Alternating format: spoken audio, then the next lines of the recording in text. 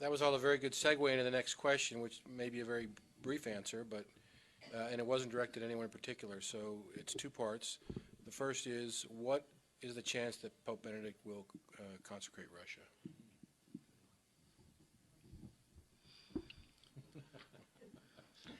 If Well, I, go if I ahead. could offer an opinion. I recall there was it appears that Pope Benedict is not disposed to perform the consecration of Russia. Yes, he appointed a commission to study the question, but studying the question is not acting on it. And he's been Pope now for 7 years, and he hasn't acted.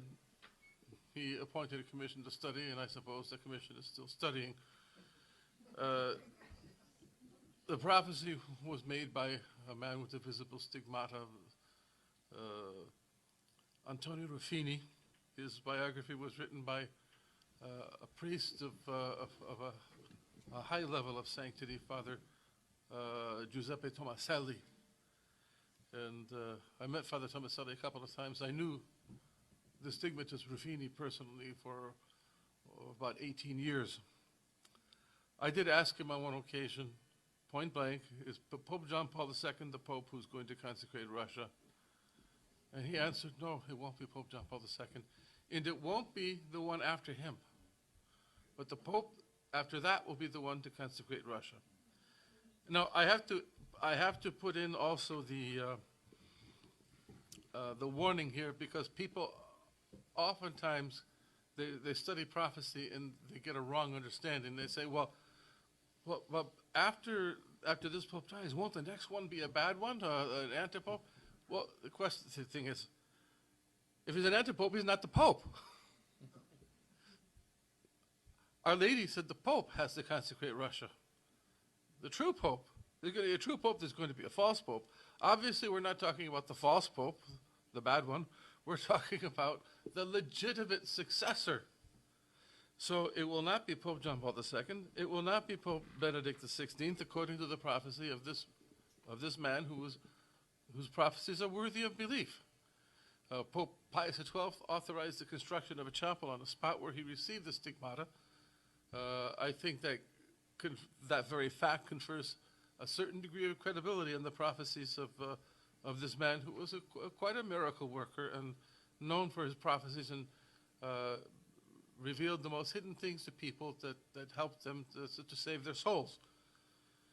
So it will be, according to that prophecy, the legitimate successor of Pope Benedict will be the Pope who will consecrate Russia. Considering Pope Benedict's age, and considering the prophecies that the Pope that precedes the one who will consecrate Russia may most likely not die of natural causes, it would appear that that time for the consecration of Russia is very, very near. And if Antonio Ruffini is correct, then Benedict XVI is the Pope of the assassination. And I think that Frere Michel is most likely correct when he says that we will not have the consecration until we have the secret fully released. And his opinion, he told me that in 1985. He said, I can't prove it's my opinion, but he said that Our Lady was insulted by the Vatican's refusal to obey the command to release the secret in 1960, and God will not give us the grace of the consecration until reparation is made for that disobedience, and the only reparation that can be made that will make it up is the release of the secret. And I think that there's also a natural reason for that. The secret will be a cleansing of the church. It will stop the disaster of Vatican II in its tracks by the people widely knowing what the secret is. It'll also be a call to repentance. As Malachi Martin said, having read the secret, and he announced on public radio a year before he died, he said, when the secret is released, the churches will be full, people will be on their knees, and there'll be long lines of confession. So I think that cleansing will be... They will be pounding their breasts and begging God for mercy. The secret is about the Pope and the bishops and the hierarchy. It's also about every member of the faithful as well. And it is sensational, it is extraordinary, and it will be quite a shock to a lot of people. but it's not the reason for not releasing it. It's salutary. It will affect the salvation of many souls, just releasing the secret alone, and it will lead to the consecration after that. I think Benedict might end up giving us the secret before he goes into hiding, before he's killed.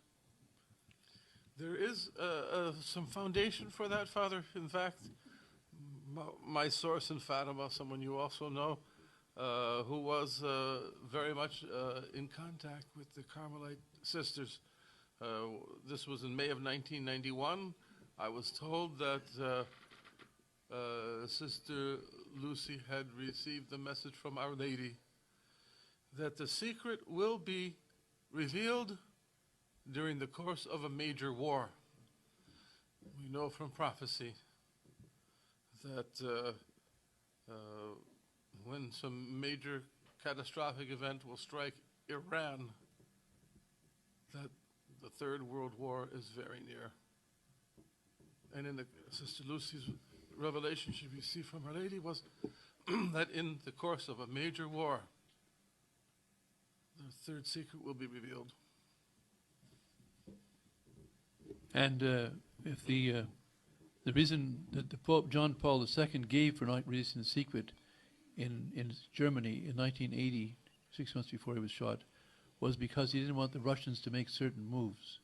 Apparently the secret talks about some military moves of the Russians, but then that excuse will be completely gone when they actually make those moves, and that's why it would seem that it all ties together, that Russia invades Western Europe, the Pope releases the secret, goes into hiding, gets killed, you have then disaster for 2.5 years or whatever, you have a new Pope elected who then consecrates Russia.